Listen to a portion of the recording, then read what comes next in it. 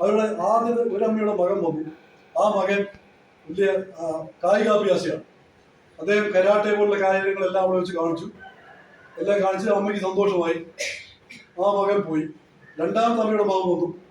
അദ്ദേഹം നല്ലൊരു ഗായകനാണ്, നന്നായി പാട്ട് പാടി. അദ്ദേഹം പോയി.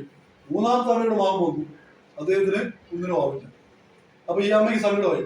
മകൻ വന്ന് നേരെ വന്ന അമ്മ വെള്ളത്തിൽ കണ്ടപ്പോൾ കുടം ധരിച്ചു കൊടുത്ത് വെള്ളം കൊടുത്തു.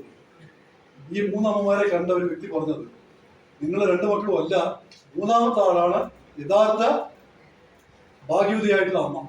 മൂന്നാമത്തെ മകന്റെ അമ്മയാണ് യഥാർത്ഥ ഭാഗ്യവതിയായിട്ടുള്ള അമ്മ എന്ന് അദ്ദേഹം പറയുകയുണ്ടായി.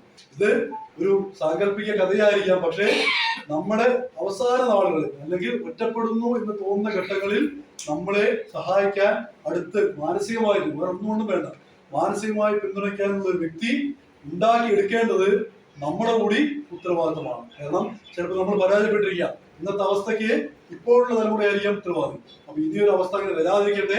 ഇത്തരം ഒരു ദിനത്തിന് പ്രസക്തി ഇല്ലാതാവട്ടെ, സീനിയർ സിറ്റിസൺസ് ആക്ട് എന്നുള്ള നിയമമേ ഇല്ലാതാവട്ടെ എന്ന് മാത്രം ആശംസിച്ചുകൊണ്ട് ഇത്തരം ഒരു വേദി ഒരുക്കി തന്ന വടവന്നൂര് സീനിയർ സിറ്റിസൺ ഫോറം എനിക്ക് വളരെ അടുപ്പമുള്ള ഒരു സീനിയർ സിറ്റിസൺ ഫോറമാണ്.